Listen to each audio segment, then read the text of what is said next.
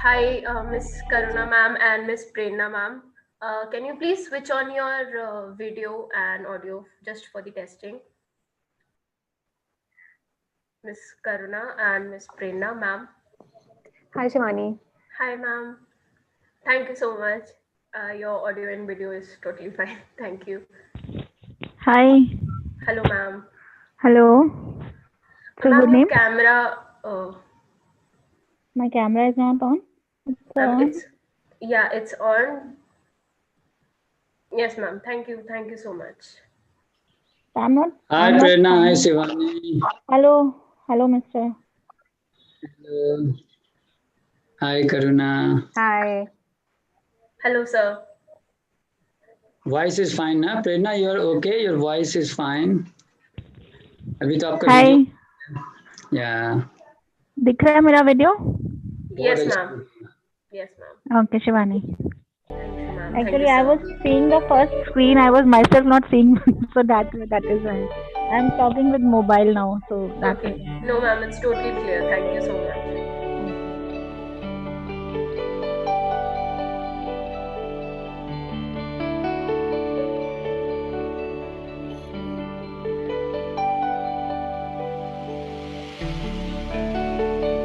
Mobile बज रहा है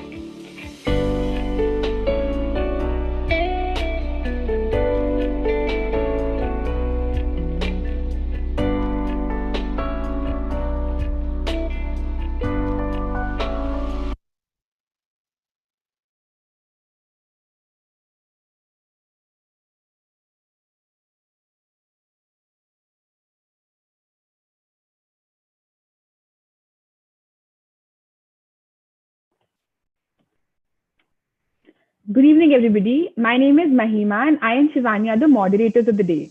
Before we begin the discussion, there's a small poll that we take in the beginning of every webinar. It's coming on your screens right about now. I request everybody in the audience and the panelists to please fill the poll, and we'll start shortly. Thank you.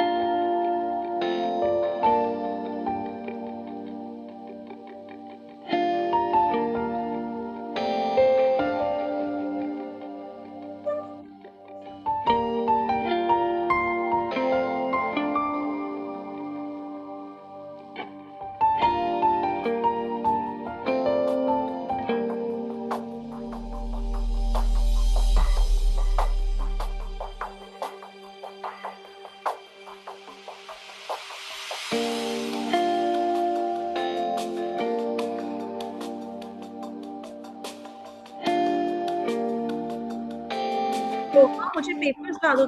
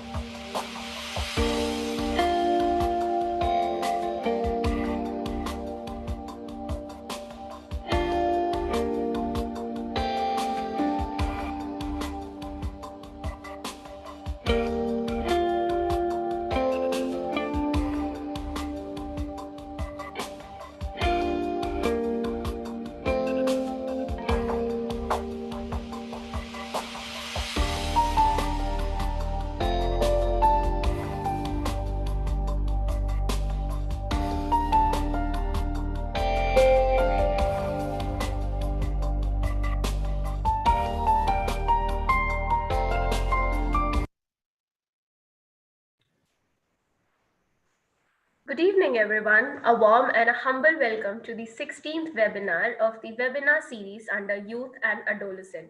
My name is Shivani Bhatia. Good evening, all and sundry, and my name is Mahima, and Shivani and I are the moderators of the day. Let me give you a brief introduction about SHARP NGO. SHARP stands for School Health Annual Report Program. It's a pan-India non-governmental health organization working from over 21 years in the field of healthcare and holistic development of students and children.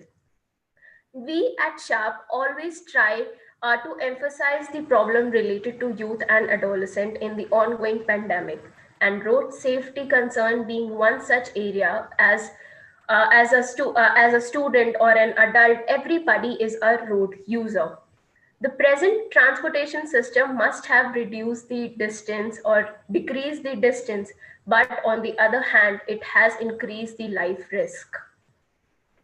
The Motor Vehicles Act 1988 had been largely ineffective and out of date until the amendment to the bill came in 2019. The Act enhanced the penalties for driving errors for road regulations. Laws have been strengthened related to minors driving, license, change of address, and obstruction of traffic. It is the sole role of civil societies to bridge this gap between the legislative department and public consciousness. And this discussion today aims to do precisely that. How will the scenario of road safety change now that COVID-19 is here to stay? How can we send our children in school buses without worrying? How can we board the metros? What are some emergency helpline numbers to memorize? Let's answer some questions, everybody. In India, about thousands of people are killed every year in road accident, and the man behind the wheels play an important role. It is either due to the carelessness or the lack of awareness, giving us a scope to discuss about the road safety behavior during or post COVID-19, and most importantly, how road safety education is an essential as any other basic skill for survival. And for the same objective of discussion, we have with us Mr. Rama Shankar Pandey, Ms. Prerana Arora Singh, Ms. Karuna Rana, and Ms. Prachi Grover. We welcome you all. A few instructions before we start the webinar. We will let each panelist speak first for the 5 minutes and then take up the question answers round. And I request the panelists to please stick to the time limit.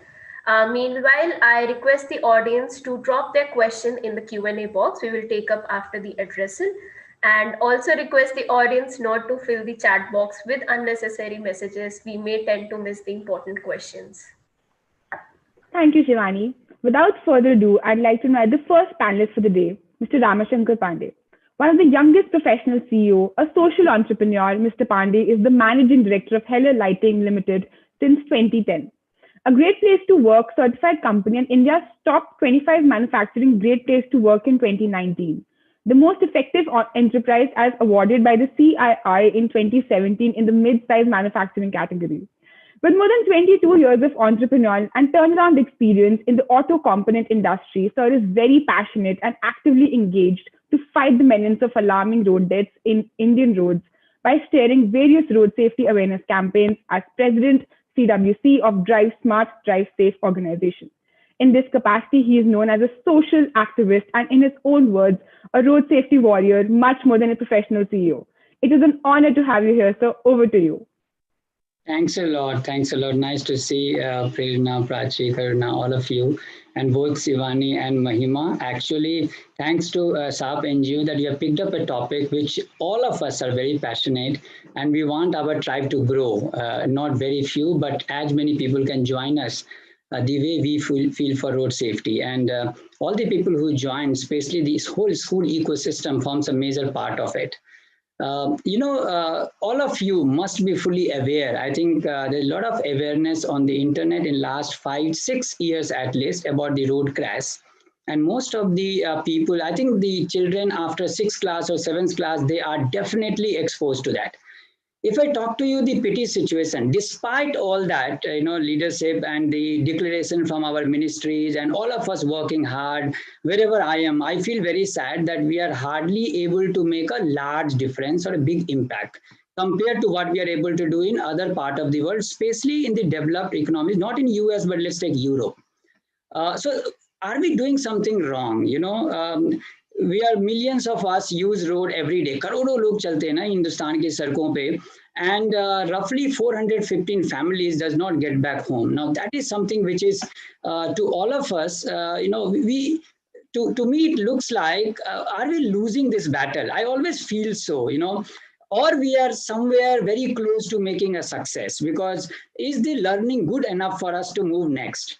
In just 1 or 2 minutes, I will rush through this because we have less time and I would like to have more interactive and question answer. These 415 families, because the last slide was 400, now it's 415, it's only increasing. Roughly 1,300 people does not come back home, safe. They are all injured every day. Earlier 29 children was dying. With the latest report is 31 children dying every day. And if I look at despite all these statistics, this picture tells me what our country is going through. This is none other than Delhi on the Signature Bridge, which was just opened up. And after that, people were taking selfies on that bridge and they were dying. And everybody knew it is wrong. You see this picture where the couple is taking the picture and there is a notice behind them, which says, don't take selfie. And that is what our situation is. And that is where I see the role of the youth community is very, very important. As we inspire them, they will become that. But here, I think the other way we have to do. The kids have to teach us, actually. The students have to teach us. The youth have to teach us. When I put up this on the social media, it's very obvious that what we do, they get inspired by that. But what we do is completely different than what we talk. And to me, it looks like the biggest thing, where are we going wrong? And I think Prerana was with me on that day when we were hearing the inauguration of the last, Sweden conference on road safety, where the King of Sweden was disturbed when 16 children were dying in a year. And he was really disturbed. You can feel that political priority, leadership priority. In our country, we have 31 of them dying, right? And what kind of priority we give it to that? When it comes to corona, everyone is giving it highest priority. Lockdown, the speed of death is so fast that everybody understands. Just look at the Haryana record. 92 people die out of road crash when 7 die out of corona. Look at these statistics. I think this should be scientifically driven. 245 die when 17 die out of corona. Now, when you have these statistics, and this is only Haryana, overall, if you look at today is the sad day when roughly 1.3 million people died out of corona, but 1.2 million die every year out of road crash, and roughly 50 million goes injured. So I think it's very important that the way we have given to COVID a huge importance, we have to take similar priority. And I think this is where I would like to end and open the debate. That for us it is important as Indians. Those who are dying are our own Indians. Roughly 70% people are below that age bracket of working age. So people who are dying are working. It's not someone else is dying. We are dying. Those who are coming for either studying or they're productive people. If you look at overall, the motorcycle users are who? They are youths, and roughly every day 160 of them die. And if you look at overall, the risk in our country for working age population is very high. For you and me, the chance to get a crash is 1:4, which means every 1 out of 4 will have a crash in his working time. And every 1 out of 13 will have a fatal accident. So this is a truth. We cannot deny it. We cannot postpone it. To me, it looks like the solution lies. Of course, we have many reasons for road crash, but the biggest solution lies in our own hand. We have to think of everything will become ideal after some time, but not today. And this is where I always say, jab hum badlenge to desh badlega. It has to start from us. That responsibility does not lie with Mr. Modi, not lie with Mr. Gadkari, it lies with us. And us means me personally. And that's why I'm here with all of you, whatever I can contribute, all the teachers, all the students, all the youths. And that's why I thank SARP NGO that you have took up this topic. This is a long marathon. I don't think we are going to finish in 5 minutes or we are going to finish in one webinar. It's a long marathon. I would encourage you and all the people who have joined in to participate with us. For example, traffic distancing has become a normal, it's like a social distancing is a normal word. Traffic distancing has become a normal word in my organization. Why? Because we just took it that way. We said, Duri hai zaruri, ab sarak par. Why can't we do the same on the road? If corona can be fought with collective wisdom, I always said, when collective wisdom travels faster than the virus, we will succeed. Similarly, on the road crash also is the same. If all of us together drives that collective wisdom of that precaution, jab hum badlenge to desh badlega, I think we'll definitely succeed. With this, I will rather go for an open discussion because there's so much, because road crash is a complex topic. We have so much to talk. I don't think we can cover up, but it's a marathon. I encourage all of you to take your own time and your own connection and network to talk on this topic. Thank you so much, Sivan. Thank you so much, sir. Rightly said, जब हम बदलेंगे तो देश बदलेगा, and it always starts from us. Thank you so much, sir. That was really insightful. Thank you. Now I invite Ms. Karuna. Ms. Karuna is an Associate Director, Research and Policy Advocacy at Safe Life Foundation from over last 3 years. She has done her MPhil in International Politics from Jawaharlal Nehru University. She has been into development professional for over 12 years with special focus on design, strategy, policy, and advocacy across issues area. Ms. Karuna also worked for numbers of organizations in the area of environment, gender-based violence, and conflict. We welcome you, ma'am. Over to you. Thank you, Shivani. Thanks a lot. I would first like to thank Sharp and NGO to organize this webinar. As Mr. Pandey said, it's a very important issue, and I'm really thankful that you organized this around International Children's Day, because one of the biggest casualty or the most vulnerable, road user are children. The most common cause of death among children is unintentional injury, and the most common sort of set of unintentional injury is road crash. And like he said, 31 children die. That's according to MOD data. If we look at NCRB data, it says 43 children die every day. which is a lot of children dying because of no fault of theirs. It's just day before there was this news in UP where 6 children died in a mass fatality. Again, when children die, we all know there is no, it's not because of their own fault, it's someone else's fault. So it's very important for all of us to understand that road safety is an issue which needs a, a systemic, comprehensive solution and mitigation strategy. So I'm very thankful that you've organized this, and I would like to speak a bit about the Motor Vehicle Amendment Act, and also, of course, about our developing situation around COVID and what we can do. Um, so, from what we know, 40,000 road crashes take place in the vicinity of schools, which makes journey to schools very treacherous for all the children who are traveling either to private schools or to government schools. So it's important to make sure that the journey, the commute to school, whether that is in rural areas or in urban areas, is safe for children. And the Motor Vehicles Amendment Act provides some set of framework and rights to people, which I think is important for all the audience to also understand and appreciate, because over last 1 year, most of the conversation around MVA has been about fines, and it is increase in fines. But I think it also provides a very solid set of framework, certain rights to all the road users. And the most important one is about right to life. It gives protection to good Samaritans. In case someone is injured, you're going to help them. You are protected from any legal or procedural liability. So that's a very important point. The second one is the medical assistance or the cashless treatment. So government is also trying to integrate the whole cashless treatment thing with PMJ, which again is going to be very helpful in current circumstances also because of COVID, but otherwise also to deal with emergencies. So the whole right to life and how it tries to sort of protect and bolster that is very important. The second one is right of vulnerable road users. I'm sure a lot of you must have also seen and heard that how cycle sales went up the roof during lockdown. It increased by 400%, because that seemed like one of the ways in which everybody was traveling and they were able to maintain that distance. So right of vulnerable road users is again very important, and cyclists are one of the most vulnerable road users. So again, Motor Vehicle Amendment Act provides there's a section in the act which basically talks about how rights of pedestrians and cyclists, and tries to provide a framework in which state government can ensure that they are safe. The other important part is right of children to safe commute, which again has three important areas. One is child helmets and helmets by the adolescents.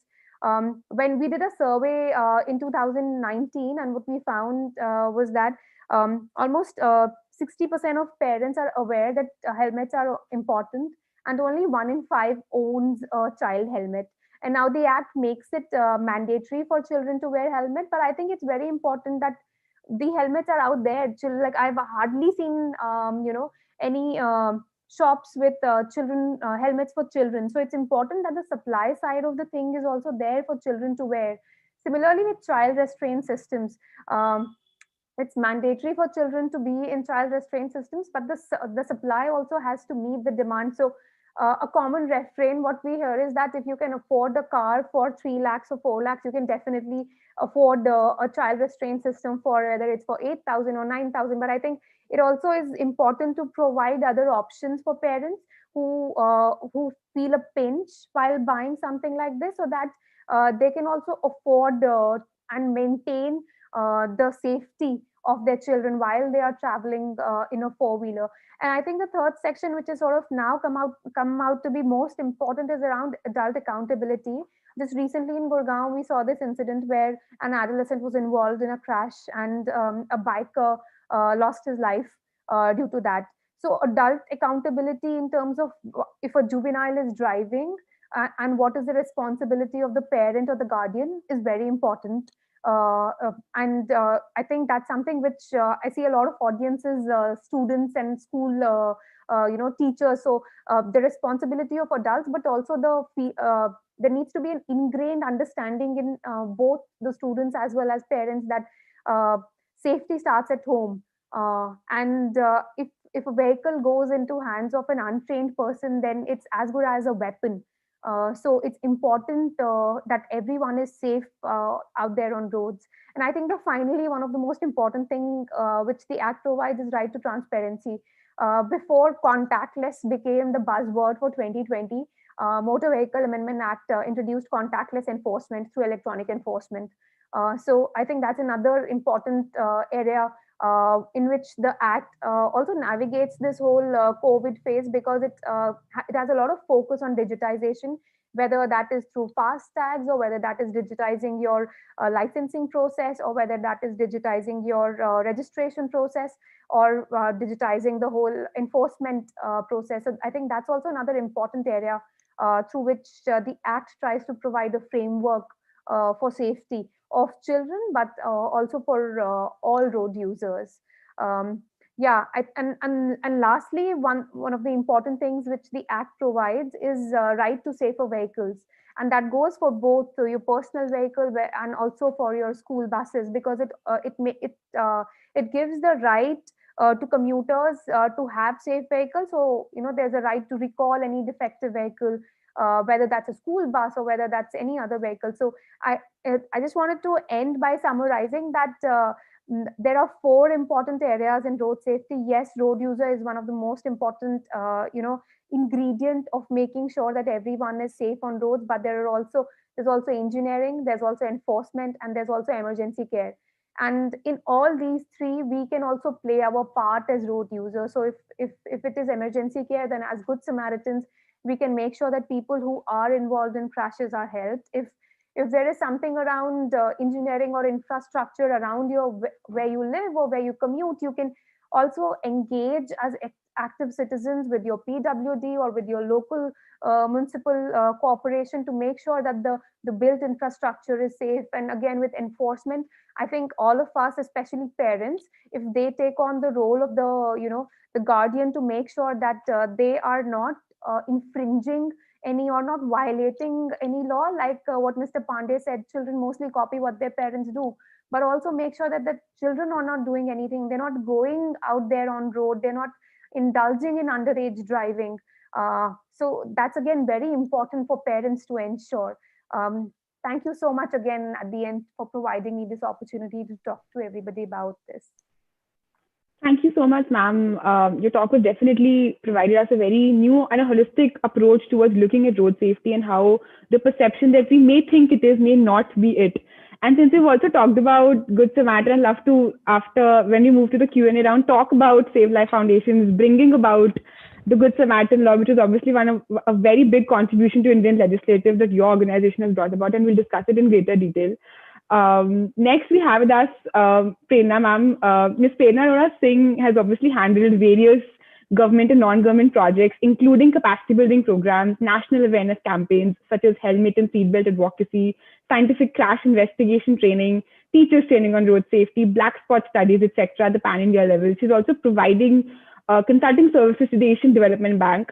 And ma'am holds the elected position as a board director, Global Alliance of NGOs for Road Safety. It is truly an honor, ma'am. Over to you. Thank you, Maima. I just request you to, can you play my PPT which I sent you to Ritik, if you can able to play that. Meanwhile, I just thank you so much for bringing me on board. I just go further with the last panelist speaker who spoken about the Karuna and Rama Shankar ji already have set up the floor. Rama Shankar ji has given us the idea about the data, so I have not picked up that because I knew he was gonna speak on that.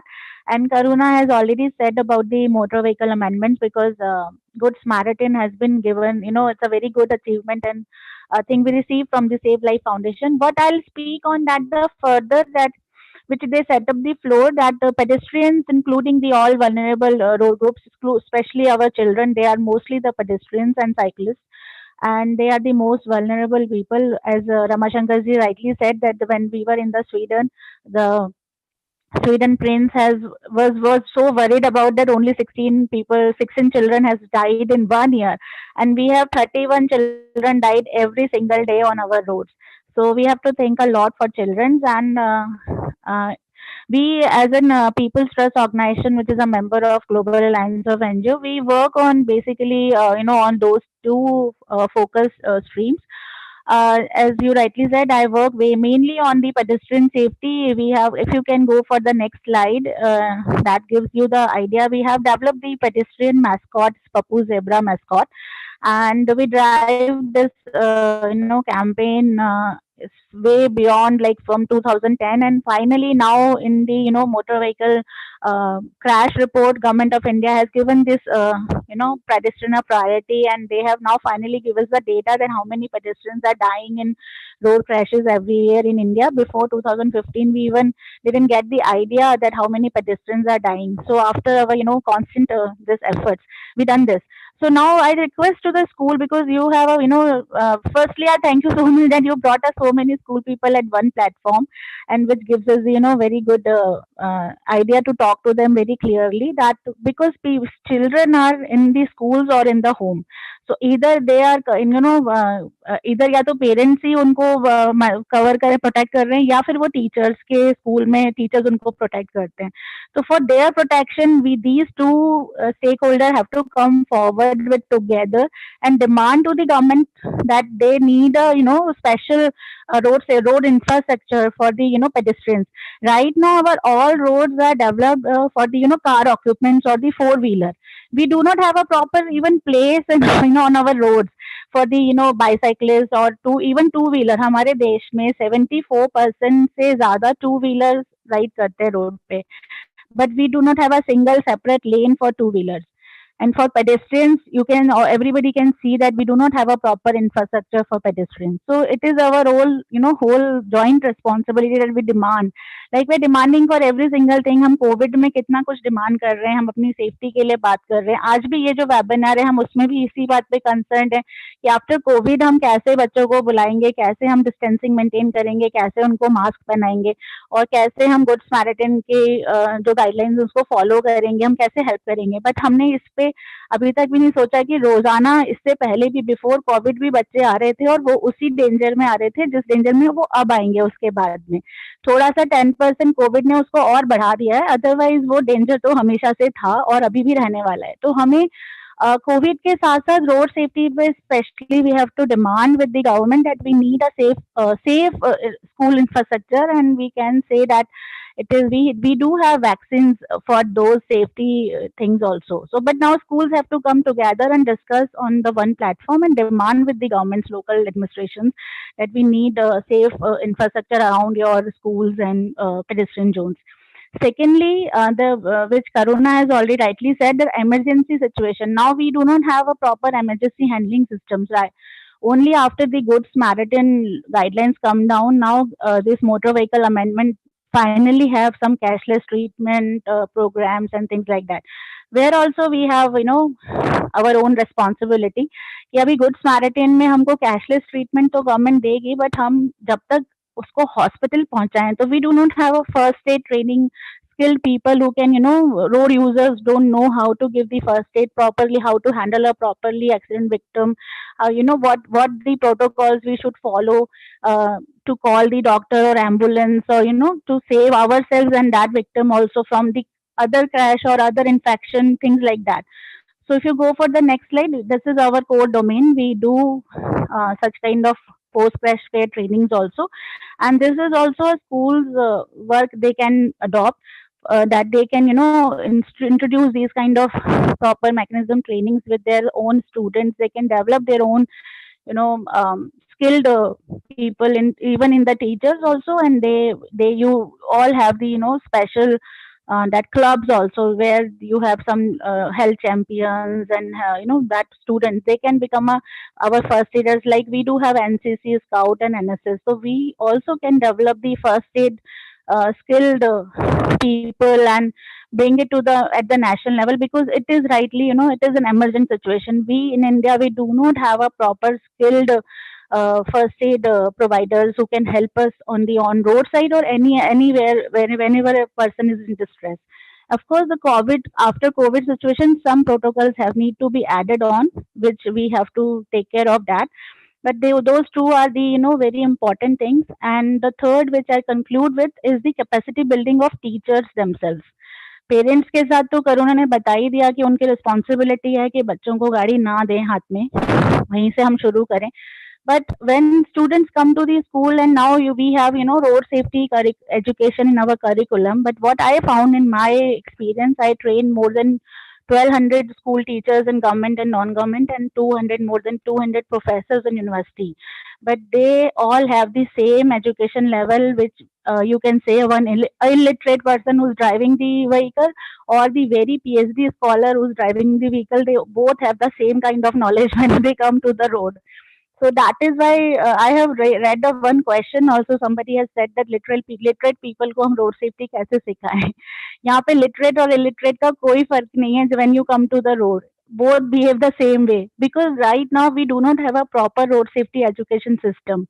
They only get the driving license, and we all know what are the practices, how we can get the driving license. So that is now again the education, because education is the important part, and it is sole responsibility of the schools that they should provide the education about the road safety behavior to their students. And for that, you should have a proper trained school teachers who are qualified subject expert in road safety, and then only they can give the right kind of education to the students so that they can change their behavior. So these are my some add-ons on this project. Thank you so much for giving me this opportunity. Thank you so much, ma'am, for sharing your views, and that was really wonderful. Like how training is so important for not just students but for teachers, parents, and everybody. Thank you so much, ma'am. Thank you. Now we have with us Miss Prachi Grover. She is the chairperson of Vidya Bharati School. Ms. Prachi is an experienced chairperson with a demonstrated history of working in education management sector and a background in legal sector. Under her stewardship, the school has been featured at the UNESCO Conference 2018 for implementing learning methodologies and adopting diverse learning styles. Ms. Prachi has also been awarded as School Leadership Award in 2019 and felicitated at the House of Lords UK for her contribution in the field of education. She has been classed as one of the 10th most influencer women in education 2020 by the survey of CEO Insight. Ms. Prachi is also the secretary for Action Committee of Private Unaided School Delhi. We are so honored to have you, ma'am. Over to you. Thank you so much, Shivani, and it is indeed a pleasure to be in such August gathering. One thing I would like to say is a lot of things that all of you have said today, all the panelists, really resonate with me as a school leader. A lot of issues that Prerana ji highlighted, really, really sound there in terms of educating the school teachers to enable them and enable our children to actually manage traffic issues that we actually deal with on a regular basis. Though I think all of you have dealt with a lot of regulatory side, what I would like to discuss is actually what we do in schools, not just in my school, but generically in schools in Delhi. These things are actually practiced. One of the things that Prerana ji mentioned was having a panel where teachers are educated about traffic rules. Directorate of Education as well as CBSC have mandated that all schools should have traffic marshals. So in effect, we all actually have traffic marshals. But in terms of what training those traffic marshals give, I'm sure Prerana ji can add to it, and it can become more holistic in terms of developing road knowledge, road safety for our children. In schools, we have two kinds of students. One is, an active school transport user who would be walking or cycling towards the school. So where the pedestrian laws come in place, and we do see a lot of accidents, a lot of issues, minor accidents, scuffles. There's always an element in road safety which maybe the act doesn't deal with, but which was dealt with by the Supreme Court legislation, which dealt with prevention of children from sexual abuse, etc., which forms major part of this, because a lot of children who are walking and cycling have had with girls whistling. Even boys aren't safe right now, so that's also one element of road safety that we discuss with our children on a regular basis. That not to talk to indulge strangers, and so on and so forth, which the act doesn't talk about much, but as a school It is something that we discuss on a regular basis. Not just my school, I would say schools all over discuss it with students when children are moving in and out through cycle or say walking home. The other kind of students that we have are passive school transport users who actually use in a sitting position, either school vans, not necessarily that the school has employed, school buses, maybe, carpooling, that'll happens a lot of times with parents who live in the same area and so forth. With regards to school buses, legislation is quite strict, quite strong due to Supreme Court orders, and now which are quite inclusive within the legislation in terms of how buses are to be maintained, how buses are to be checked, how buses are to be GPRS enabled, how drivers have to be criminal checks, and not just once when we employ them, but also subsequently on a regular basis, so that any criminal or untoward action linked with transport violations as well comes to light with the school, because school cannot in effect employ anyone who has transport violations on the license and so forth. So school drivers have to really maintain the speed limits, the way they move around. This is all legislation. Again, the enforcement from the side of traffic police is quite poor a lot of times, especially in cases of school vans, which I'm saying school vans, what I do mean is private vans that ferry our children in and around the local area. A lot of parents choose that method because it's quicker. With school buses, there are mandated rule. We will not go to this to child's house and drop the child. So a lot of children and parents as well prefer school, these private vans, so to speak. And in effect, they may be a regulated sector, but that regulation is rarely enforced. And it's a big concern for all the schools in Delhi, and I imagine everywhere, wherein, we have no knowledge whether the driver is the same driver who's doing the ferrying on a daily basis, or they change drivers regularly. In terms of ensuring that driver is, checked criminally, he hasn't had any criminal issues, traffic issues. More so often, these vans are actually private. These drivers are not even licensed, because you have to be specifically licensed to carry children or carry passengers. These vans with private numbers, you can easily identify as a parent. If the number is on white number plate, then it's a private car. And these vans are essentially not trained. They don't have requisite licenses, requisite insurances, GPRS enabled to actually ferry children around anyway. So these parents have to be really, really educated. And that is the reason, school transport is slightly expensive and the routes are slightly decided, because we manage a lot of children. So we need to be very careful that the facilities that we give to one child have to be equal to the other child. With school buses, as I was saying, with the legislation with the Supreme Court, it is also mandated that the teacher would be there in the school bus. There will be a conductor. The conductor would get down before any child would get down from the bus. The driver would be there. The uniforms are standardized by the government as to how school buses will ferry those children.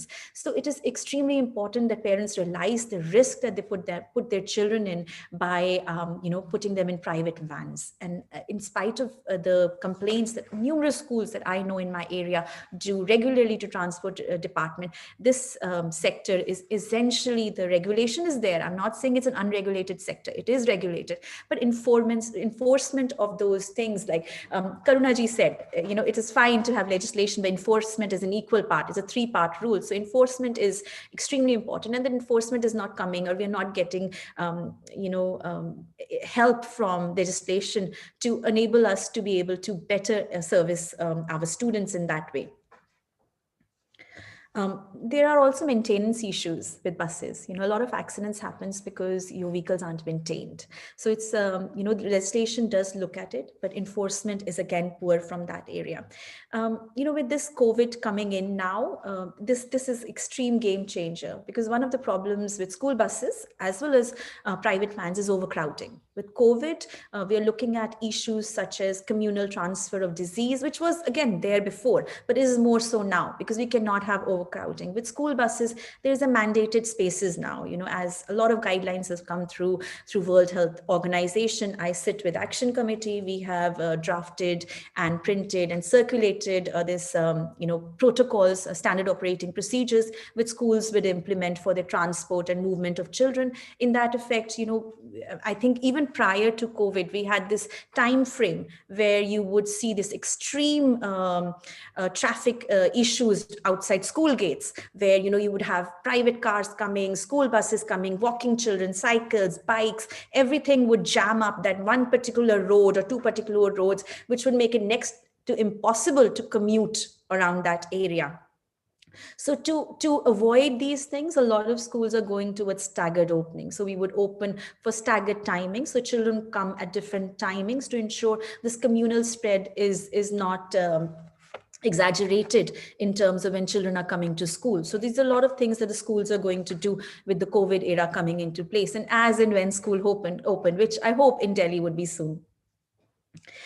With also, another reason that a lot of accidents where school-related children has increased is because essentially, schools were made neighborhood schools. We were supposed to cater to a neighborhood community. However, with schools' popularity increasing, as a parent, I would want to send my child to a school where there are facilities that I believe my child's would be enhanced. So a lot of times parents send children not to neighborhood schools as a personal choice to school. So they would send to my school from area that would be 10 kilometers down. And I wouldn't be providing any kind of transport to that area because I'm mandated within a 5-kilometer distance where my children will come. So this urbanization has suddenly increased the pressure on resources, on infrastructure that would normally service the school children or parents, and that causes a lot of problems in local residents associations because essentially Delhi wasn't planned towards a lot of areas. So we have these small schools or big schools in areas which are essentially residential areas. So we see a lot of transport issues then, and infrastructure really has to be increased in terms of road quality, in terms of potholes which suddenly appear all over Delhi as soon as this rain season comes and goes. So the infrastructure from the side of the government is really need to be robust to combat a lot of road traffic accidents that we are seeing right now. As the first panelist, Mr. Pandey said, I really don't want to speak too much. I do want people to have this Q&A session where there can be an exchange of ideas as well as, what people are thinking about, how we can change as schools. There is always room for improvement and, move forward. So Shivani, I will give this back to you. I think I have covered my 5 minutes also. So thank you very much for this opportunity. And it was really a pleasure being in the company that I am today. So I really got some excellent points to work on from a lot of panelists here. So thank you very much. Shivani, back to you. Taking over from Shivani, thank you so much, ma'am. I just personally wanted to add how much I enjoyed the aspect that you covered specifically about schools, especially since we have a lot of schools in the audience. And I think there's going to be a lot of interesting takeaways for almost everybody here. Speaking of schools and the intervention that we've done before I formally begin the Q&A round, many people don't know this, but the United Nations has promulgated this decade as the Road Safety Action Decade. And SHARP as an organization has been working on road safety for the past 5 years through our various interventions. Even in COVID-19, we were trying to focus on sanitation measures during COVID. And there's a short video that we prepared for everybody in the audience. We can start having it now.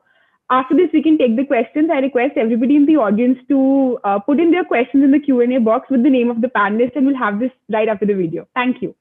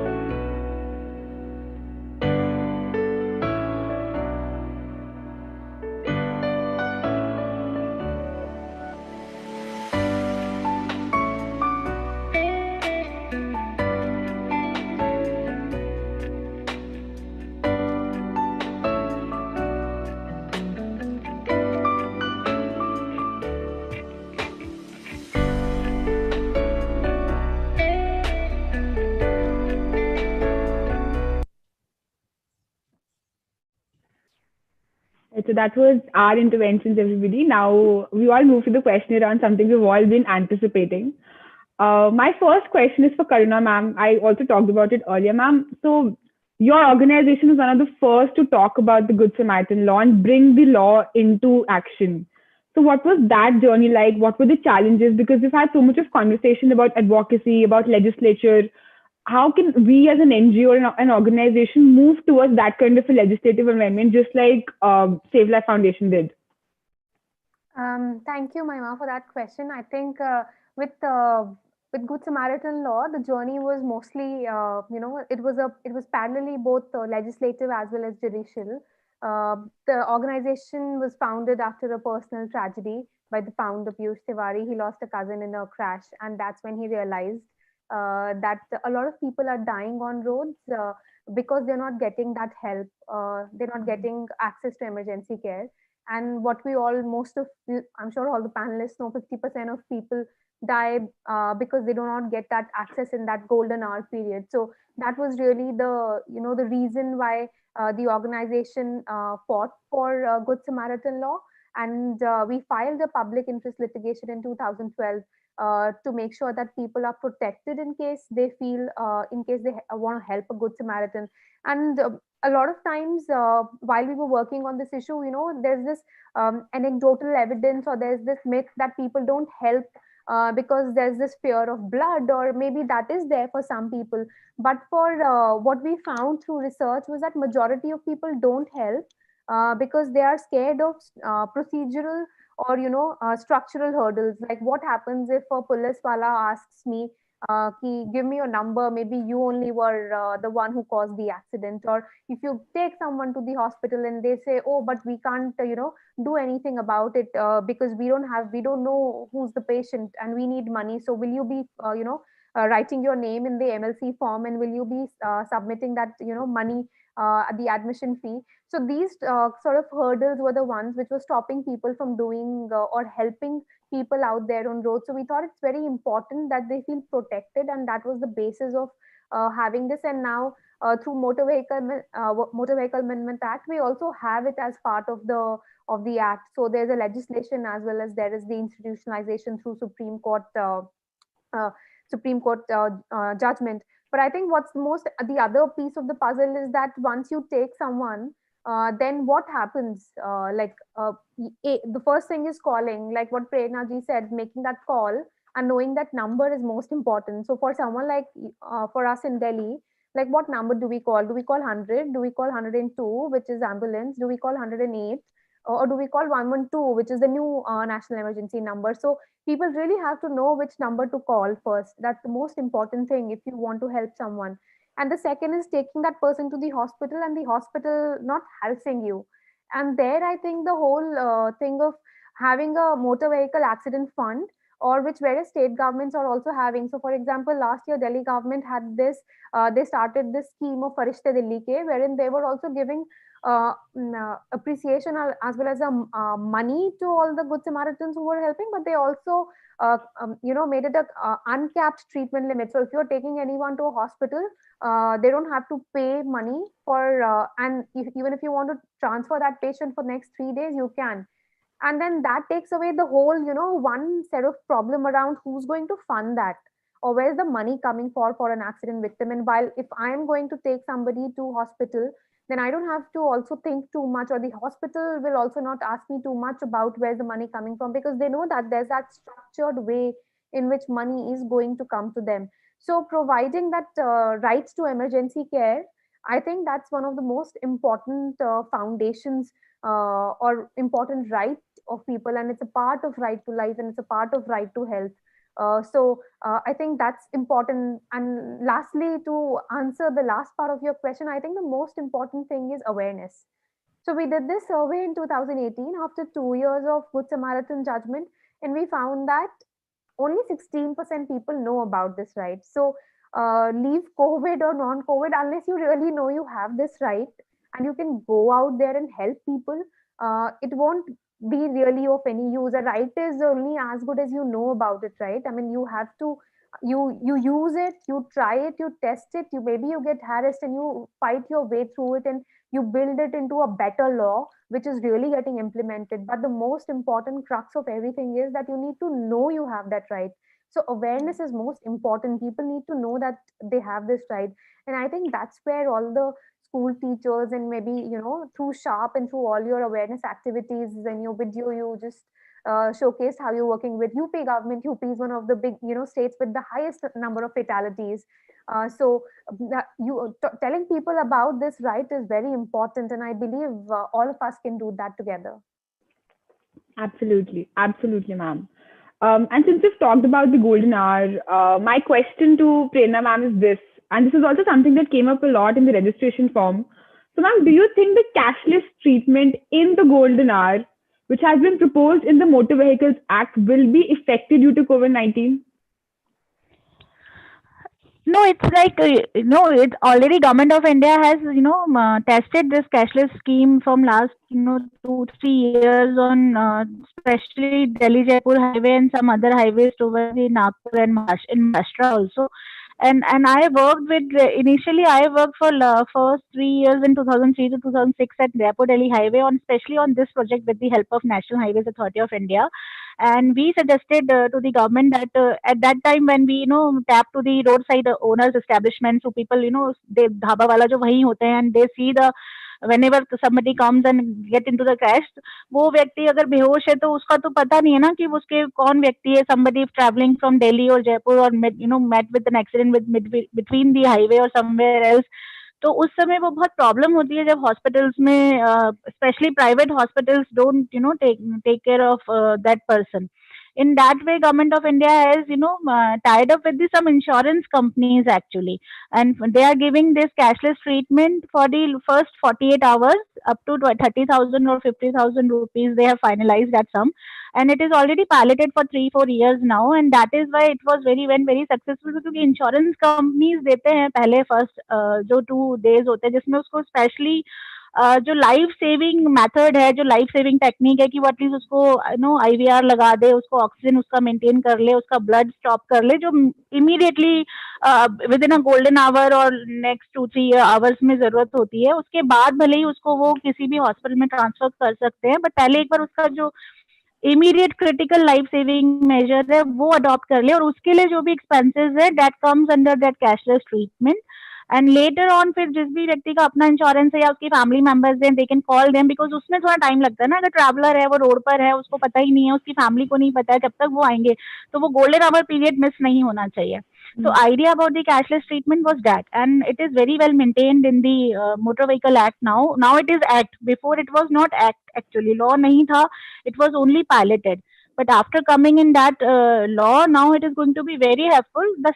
The important thing is कि जो call कर रहे हैं, जो first handling है, hospital पहुंचने के बाद में तो government can handle, doctor can handle anything. वो उनको सिर्फ फंड्स का प्रॉब्लम होता है और थोड़ा सा उनको एक लीगल सैंक्टिटी चाहिए था, जो कि गुड स्मैरिटन गाइडलाइंस के हिसाब से अभी डॉक्टर्स को और उनको भी जो गवाह हैं, उनको विटनेस हैं, उनको भी एक लीगल सैंक्टिटी मिल गया है कि nobody harass them and now they can help to anyone and nobody will question. Police भी क्वेश्चन नहीं करेगा अगर आप किसी को हॉस्पिटल लेके जाते हो. Like those things now come under that good Samaritan, because वो पहले नहीं थे तो लोगों को डर लगता था, इसलिए लोग हेल्प नहीं करते थे. But the most important thing remain itself is that first aid training. जो फर्स्ट रिस्पॉन्डर है, जो देख रहा है, जो सड़क पे एक राहगीर है, जो उसको कुछ पता नहीं है, उसको जैसा करुणा ने कहा कि कॉल कहाँ करे, और कॉल भी कर रहा है तो किस तरह की इन्फॉर्मेशन देनी है, and after calling to whom they should call. और फिर उसके बाद वो जो 10-15 मिनट, अगर कोई एम्बुलेंस पहुंचने में कम से कम 13 to 15 मिनट्स लगते हैं अर्बन एरिया में, जब सब कुछ बहुत अच्छी गुड कंडीशन में है तब भी. So in that 15 minutes, what that person who's handling the victim, what he is or she is doing at that particular time, that is the important training which is lacking in our country.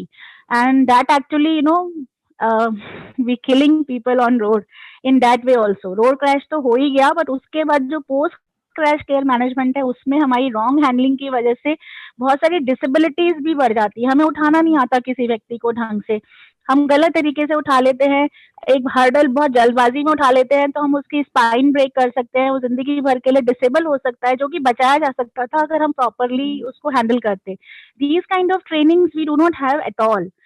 Even family member भी नहीं जानते अगर घर में किसी को कुछ हो जाए तो कि कैसे उठाना चाहिए. So that is why I force on that also. It comes only when we realize ourselves and schools take up that area while teaching students from the very starting thing कि ये हमको आना ही चाहिए, सबको ही आना चाहिए कि how to handle a crash victim or any victim at any school or home any time. That we do not have at all. So that one area which we need to focus on. Thank you. Right. On that note, since we're talking about schools being the first agents of socialization and having that kind of training in schools, my question is to Mr. Rama. So Sanjay Pandey from the audience is asking that can we include road safety in school curriculums as main subject? I think, if so, yes, how? Yeah, I think there are 3-4 questions which I checked up. I'll try to summarize everything in short. First of all, I loved what Prachiji was speaking. Real practical difficulties in executing them. I'm on one of the very reputed schools management committee, and I see the difficulties. And it is a really complex issue. Even a transporter, you always subcontract. You don't have school running its own transport by its full permanent staff. So it's all बोलते ना भगवान भरोसे चल रहे हैं हम लोग हमेशा डर लगा रहता है if when I sit on the board of the school I always feel what many things can go wrong and I want to take a thread ma'am the problems are many but if I take one topic which is very crucial across coming from the industry side as well we see one of the biggest topic which is highly plagued in our country is the enforcement and execution. If we can take care of enforcement, a lot can happen. And you just heard from Karuna ji regarding even after the Good Samaritan Act, we have awareness level of 16%. This tell you that how our execution and enforcement is much, much, much behind what we talk. We build the narrative, we have the laws, it doesn't work. So, and enforcement is such a difficult topic that if the country has more than 20% violation or 30% violation, you cannot enforce it. The problem with enforcement is this. And if you ask even an audience here, and they can talk to, if the children are there, they can talk to their parents. Hardly I have heard in any group that not even 5% people are obeying all road rules, simple road rules. If you have a billion Indian breaking the rule, can you imagine 80,000 traffic cops? What will they do? And it is true that if we need somebody at the school time to come and manage the traffic, nobody will come because sheer resource problem. 80, 90,000, less than a lakh of traffic cops. It is no less than a Kashmir problem throwing stones. 1 billion Indians are throwing stones. Everywhere you can see that. So somewhere it cannot be stopped without you segment the whole 1 billion Indian into different types. There will be some who just get carried away. There will be some who can take community leadership like Corona. In Corona also we saw the same. In 6 months time, even in a village panchayat, people had social distancing. How did that happen? I think we have to learn from what we succeeded. Somewhere rules in our mind is very difficult. हम लोग वो अंग्रेज के जमाने से थे ना कि we have civil disobedience by which we got freedom, but we are still running in that direction. Any rule is a British rule. No, it's not a British rule. It is rule made by ourselves, like mask, like whatever. I think this needs to be taken like a movement. Nothing less than a national movement can solve what Karuna ji was telling and all the problems of school. If we cannot get it to that level, when Prime Minister is talking about COVID, let us cross COVID. It's a marathon. Road safety is a marathon topic. Maybe in a year time, we want to hear from him. And when he will speak, then all of us will speak. And that is where the role of schools, colleges, students, youth are very important. Build the momentum. No movement can be built in one day. So I think I'm so happy to listen to all of you. So passionate and so much close. Everybody knows, in Corona, we don't know the cure. In road crash, I think we know the cure because road crash is not like Corona. Road crash is like polio. Road crash is like child mortality. We know iska ilaaj pata hai hame. We know it's a scientific. We can prevent it. We don't have to go to that level, even to the cure level. So prevention is better than cure. And for that, somewhere, I think we have to segment the complete road users. There are two kinds of road users. One, unko lagta hai kuch nahi hoga, overconfident, underage driving, kill kar rahe hain, stunt kar rahe hain. You have those, mindless people. But they are not 100%. You have another set of population, jinko lagta hai kuch kiya to bhi kuch nahi hoga. Unko lagta hai ye luck hai. So some idiots will come and hit me and I'll die. So they say anyway kuch nahi hona hai. And this is what people have to start believing. It is like polio. It is scientific. I come from an automotive industry and we know it is scientific. If you look at the cars of today, is very different than cars of yesterday. You have, for example, a seat alarm. If you don't put a seat belt, the seat belt alarm will cry. And you have to put the seat belt. So there are poka yoka. We call it fail-safe method. So we have made the car like that today. But if the people are not using it, it will be useless. So I think the role of the school, and like Prachi ma'am said about the traffic marshals, we should have road safety clubs. Road safety clubs in school, road safety clubs in our society, and we can take them as an army for this movement. I think we can do it. SAP NGO, I will encourage you to do that. If you can go for 6,000 kids, recently we just started the traffic distancing campaign, Duri Hai Zaruri, where 20,000 people have been trained. I think you can go to lakhs and lakhs of people. If you can build the first lakh, I assure you, when we had this India Against Road Corruption as a campaign, you just need to put the first lakh. The India Against Road Crash also can come together. Who knows, SARP NGO can be in the forefront of that. And Prachi ma'am, you are into the schools association. I think this is, I know you have got thousands of schools. I met some of your office bearers, but somewhere again, execution is the issue. We talk too many topics. We cannot solve too many topics. But if you can just take few of them and build up this momentum, we have a chance. I always say, jab hum badlenge to desh badlega. We all can do that, starting with schools and colleges, because this is a huge force. If I do a campaign or a webinar with schools, I get 300, 400, 500 participants easily. If I do it in corporates, I get 50, 60, 100 at the most. So you see the difference. That by number also, SARP NGO, you have a huge possibility if you can take, and the school association can do that. So I think I must, encourage you. And from the industry side, we'll support you. I'm leading the FICCI safety committee. I'm chairing there. I'm in CII task force chairman. I'm into ACMA. I'm into, coming from industry side, we will support you. Prerana knows, I think Karuna ji knows, industry is fully on card. We will support you. From corporate side, we are there. But I think it is a public problem. It is not a private problem. In our country, we solve every public problem privately, by money, by whatever. Suppose if my children is not able to cross the road to the school, I take a car, I take a U-turn and drop him or her there. This is private solution. How long I can do that? Tomorrow she goes to a saloon or somewhere, she has to cross the path, and it is risky again. I think we have to come out of our walls, and we have to take it publicly. It has to solve publicly, and school have to do that. I think NCRT already has mandated the curriculum, and I can see some of the BYJU'S classes and some of the other classes that have started putting road safety messages very silently into normal puzzles, into normal stories. I think we are going in the good direction. Somewhere the momentum has to come by schools taking it more like a priority, and then national priority will come. Never in every war, no war has killed so many people. This is the biggest unnatural cause of death in our country. Millions of Indians, 1.7 million has died in 10 years. Somewhere we have to take it like a movement. So I will encourage all of you to execute more. I think we know the solution. Right. Right, sir. Thank you. In fact, we are working with road safety clubs. I mean, as of today, we're working with over 31,000 direct beneficiaries in our road safety projects. And this is also mentioned in the video. And I think we'll have a lot more clarity in another 6-7 months about the impact that we can take with these clubs, because frankly, it's endless.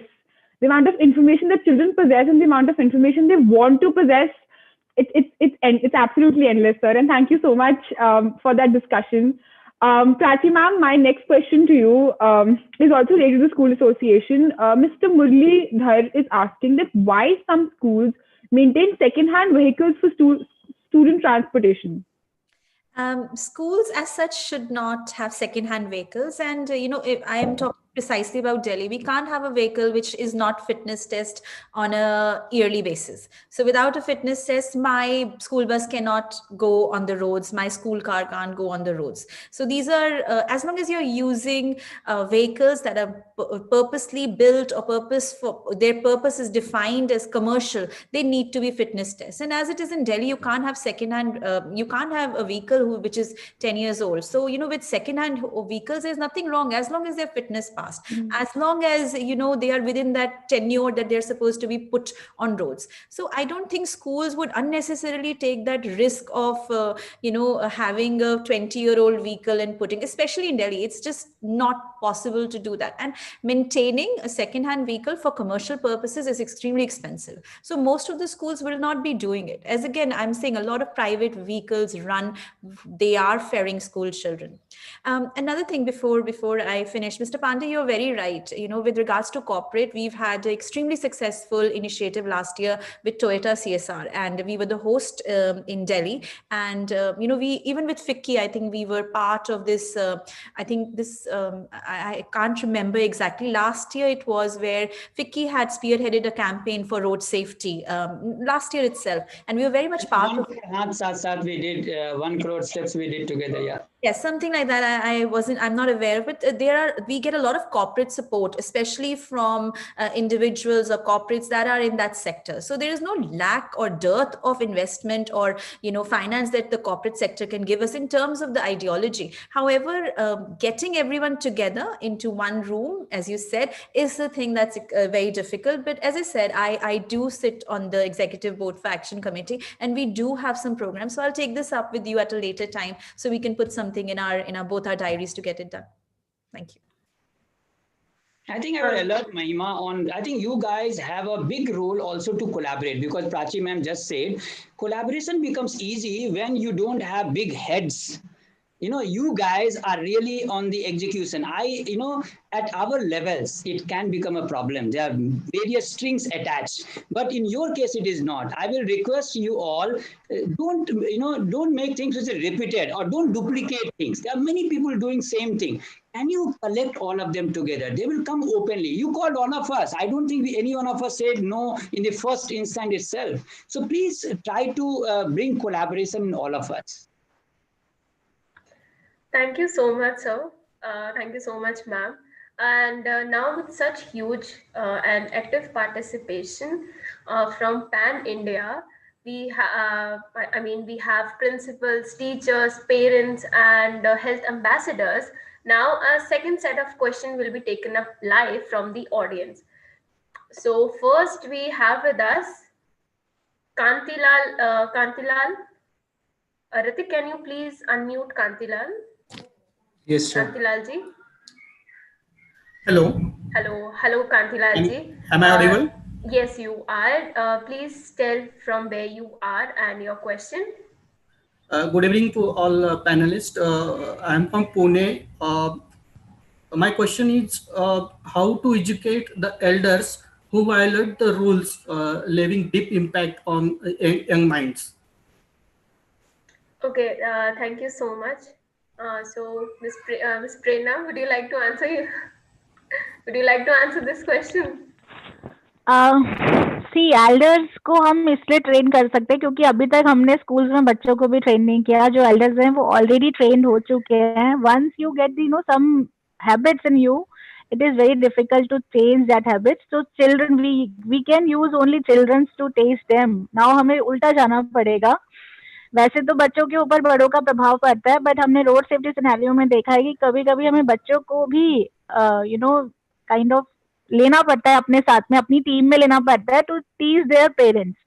So it comes go around and comes around by like thing. If you teach students, हमने एक पटियाला में I have my friend colleague and they started one campaign is they have made a challan book for kids.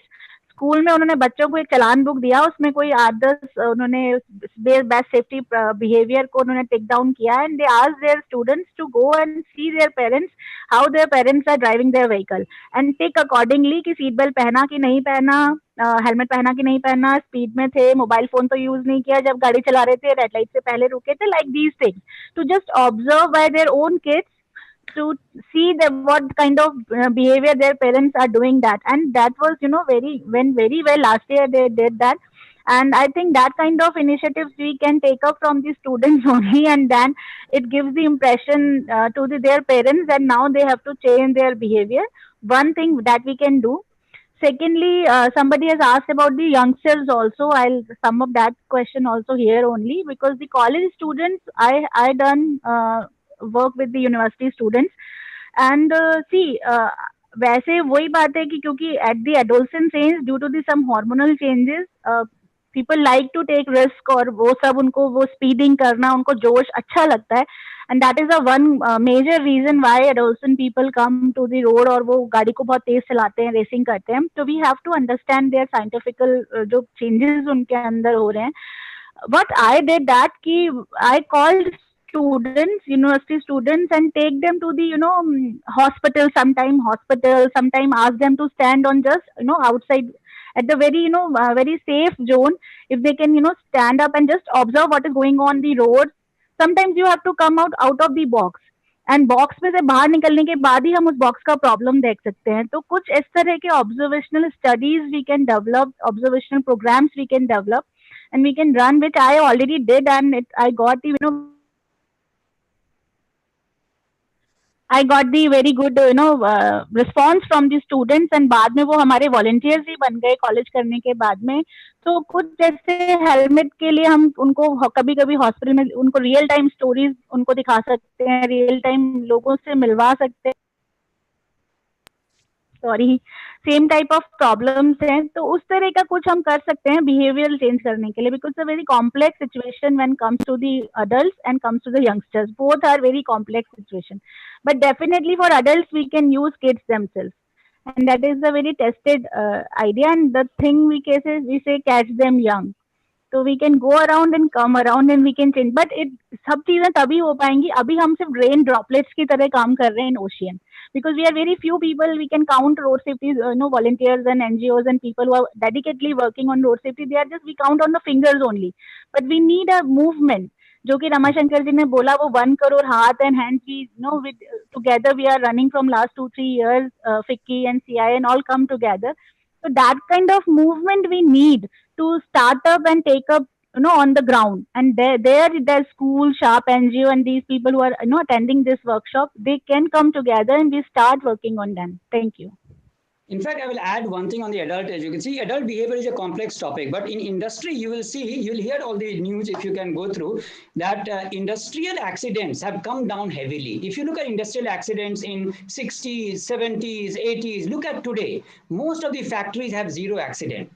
And they all have adult working there. So I think the behavior is either you same it or fame it. You have to be very clear. या तो डंडा से मानेंगे या उनको आप recognise करके कुछ बोलते हैं ना, या तो कैरेट या डंडा देना पड़ेगा. तो आई थिंक एडल्ट के लिए हमें मॉनिटर करके उनको रिवार्ड देना पड़ेगा, उनको डायरेक्ट रिवार्ड दिखना चाहिए.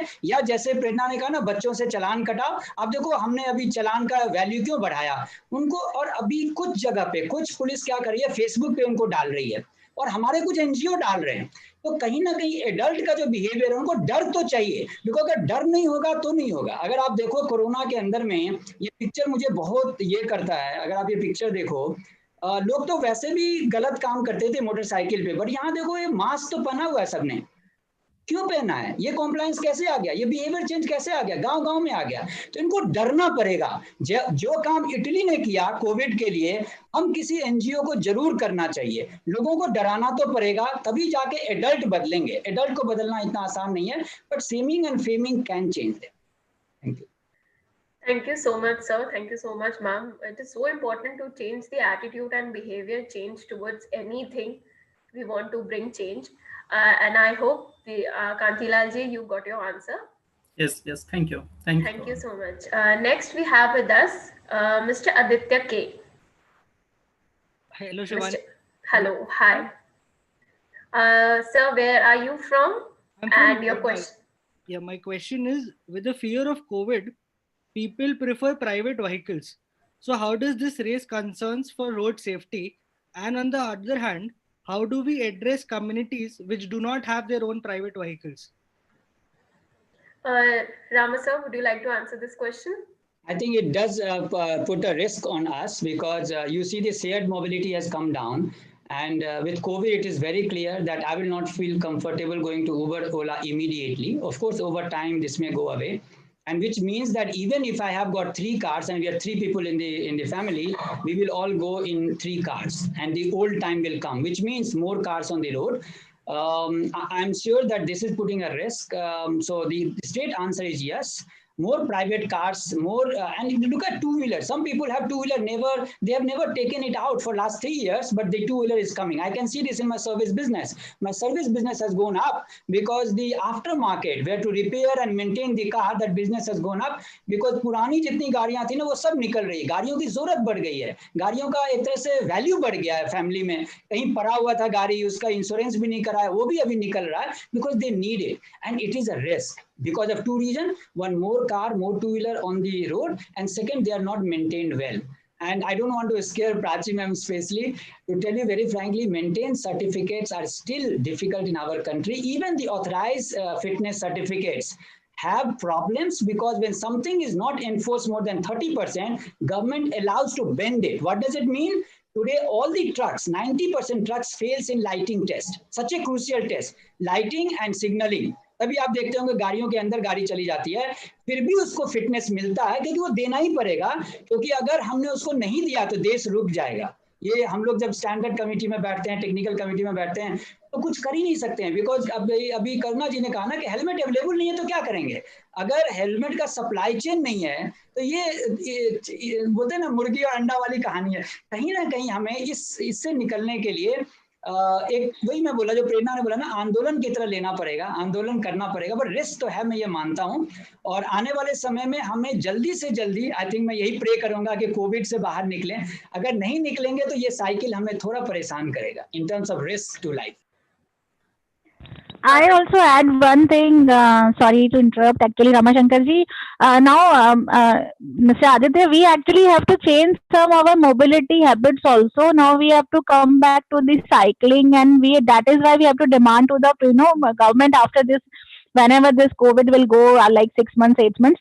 But we have to come forward to to change our some habits which we have done, and we have to demand the safe infrastructure with the different kind of mobility is not dependent on these because हम cars के साथ भी बहुत time तक नहीं चल सकेंगे. Then it comes the air pollution and other things, and which will be the more drastic for the COVID. भी मास्क लगा के बच सकते हो, but air pollution and traffic jams और उससे आप नहीं बच पाएंगे. तो वो फिर हम एक प्रॉब्लम सॉर्ट आउट करने के लिए हम दूसरी सौ और खड़ी कर देंगे. तो नाउ अब हमको जो सोचने की जरूरत है वो यही है कि हमको अपनी थोड़ी सी हैबिट्स में बदलाव लाने की जरूरत है, specially when it comes to the mobility, and it comes for the bicycling is the best option. And that is why we have to demand in collectively with the government कि हमें अब safe infrastructure चाहिए. अगर आपने देखा होगा जब मजदूर बाहर निकले थे उस समय आफ्टर जस्ट लॉकडाउन हुआ था, इतने सारे जो मजदूर थे उनकी रोड एक्सीडेंट्स में डेथ हुई क्योंकि पेडेस्ट्रियन सेफ्टी हमारे पास है ही नहीं. हमारे लिए वॉकिंग सिनेरियो रोड्स पे बनाया ही नहीं गया था और सिर्फ कार्स को ध्यान रख के ही सड़कें बनाई गई थी. But now we have to change the scenario. और इवन रोड एक्सीडेंट्स को कम करने के लिए जब हम बात करते हैं तो these are the best solutions which we have to adopt now. So that is why our mobility has to be changed. Secondly, the other thing is we need to inform our children in a very well mannered way that there's some risk assessment which we need to take care of. थोड़ा सा हमें parents को और जो teachers हैं उनको हमें थोड़ा सा एक्स्ट्रा एफर्ट लेना पड़ेगा उनको सिखाने के लिए कि जो सैनिटाइजेशन और जो मास्क है और जो उनकी अपनी पर्सनल रिक्वायरमेंट्स हैं जो कोविड से डील करने के लिए, that we have to teach them. That वो वॉश हैंड वाला जो कार्यक्रम चल रहा था यूनिसेफ का बहुत सालों से, वो अभी मैंडेटरीली हमको वो अपनी प्रैक्टिसेस में लाना ही पड़ेगा. उसके बगैर, क्योंकि अभी कोविड है, फिर उसके बाद कोई और वायरस आ जाएगा, ये तो आता ही रहेगा. It goes around and comes around. तो now we have to adopt some best practices which we learned and we दादी जी से सुना करते थे बट बीच में शायद हम भूल गए थे. But now again we have to come forward on those practices. So these are the things. Thank you. Thank you so much, ma'am. Now next we have with us Shweta Garg. Aritik, can you just unmute her? Yes, just a second. Hi Shweta, where are you from? Can you hear me? Hi, my name is Shweta Garg and I'm from Calcutta. My question is for Karuna ma'am. Okay. Ma'am, how can schools inculcate good Samaritan behavior, especially during COVID times when there is so much concern about meeting strangers? Hi Shweta, I think it's a great question. Thanks for raising this. I think there are many things which school can do. First is, of course, awareness. You can inform students about what Good Samaritan law provides, and second, and I think the most important second thing is to train them in protocols of basic trauma life support. To train them in first aid. They don't if they don't feel confident or comfortable going out right now to help someone. If they see something, they can the first thing they can do is call. And calling does not require them to go near someone. They can just call for help. But parallelly, what schools can do is provide them training so that they feel comfortable to do maybe a CPR. They know why spine immobilization is important. They know how to take care of someone till the time ambulance is arriving. So these basic trauma life support trainings are very important, and students can be trained at least from 8th class onwards, can be trained into to provide CPR, to make sure that they understand how to resuscitate a patient, how to stop bleeding or bleeding control, just to provide them with that confidence to take care of that person while they're on the road and while help is arriving through ambulance. But even right now, like for example, a good Samaritan is not just someone who will physically take care, but is also someone who calls for help. So if they don't feel comfortable with anything else, but maybe just by calling for help, they can be part of that journey of saving someone's life. I'll just add to what Karuna ji said, because this is a very appropriate. In our country, we don't have something called national service. In Singapore, in Germany, you see that every youth has to go through, and we are replacing that probably with NCC, NSS, and many such organizations. Somewhere, road safety and the training, because we don't have that huge capacity. But I can just pitch in for SAP NGO also. Some of us have come together for something called fellowship program.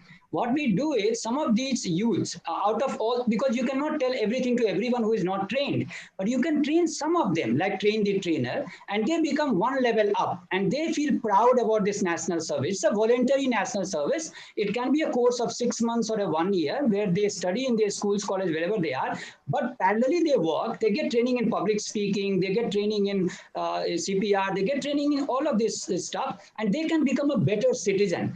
And who knows if this actually can be scaled further, because we have roped in all this large industry body in that. And we have great education also in the new education policy, where you need to give them certain, because every social problem can become a learning opportunity. And this is the best learning. Book learning can help, but not that much as you really do it. So all the youths can be welcomed in those kind of programs, and all the other association, like even the school association, can start on their own. This can be a movement of skilling through solving the problem. Thank you so much, sir. And sorry to our audience, because of restriction of time, we cannot take much questions. Thank you for such active participation. And thank you to all the panelists as well. Thank you, Karuna ma'am, Prerana ma'am, Rama sir, and Miss Prachi ma'am. Thank you so much. I think we had a wonderful session. We learned about the alarming stats between Corona and road safety, and we learned about our rights, our road safety rights, and how it is important, like our behavior change toward road accident, road crashes. Thank you so much, ma'am. Thank you so much, Rani. It was truly a great session, I think, especially we talked from legislator to the constitution to implementation to schools. I think we've covered pretty much everything. Any other questions that the audience has, they can email it to us and we'll convey it to the panelists. I'm sure none of the panelists would mind if we do that. Before I formally close, there's a small poll in front of your screens, which is going to start appearing now. It's just a feedback form that we ask everybody to fill. It's not going to take much of time. Other than that, we also, at Sharp NGO, we also spread a lot of information. We keep sharing information on our social media handles, and they can go ahead and hit us on social media. Other than that, we hold such kind of webinars every weekend. They can subscribe, the audience and the panelists, if they found this one interesting, can subscribe on www.schoolindia.org.in/subscribe. The same link is going to be available in the chat box as well. especially for everybody in the audience, we also have free digital awareness sessions for school on Conserve My Planet, which is the environment, as well as eye care during COVID-19. And we're trying to target 5,000 schools pan-India. You can also subscribe for the same at schoolindia.org/subscribe. Also, I want to mention to all the students, sometimes your certificates will reach your mailbox in 48 hours, but sometimes they might end up in spam. So instead of calling us up, just check your spam folder first. Other than that, we're always available for the same. Thank you, Karuna ma'am. Thank you, Rama sir.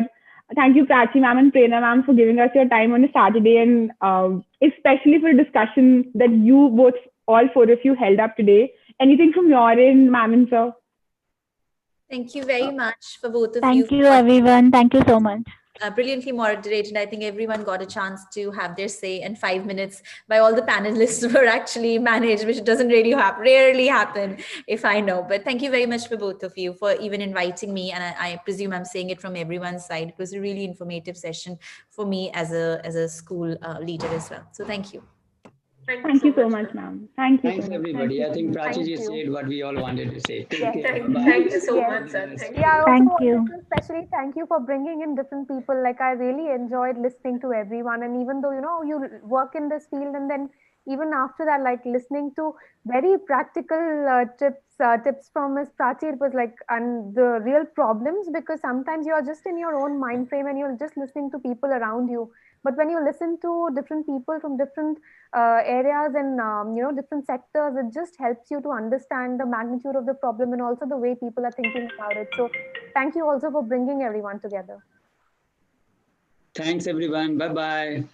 Thank you, everyone. Be safe. Be safe, everyone. Have a safe weekend. Bye-bye. Thank you. Thank you so much.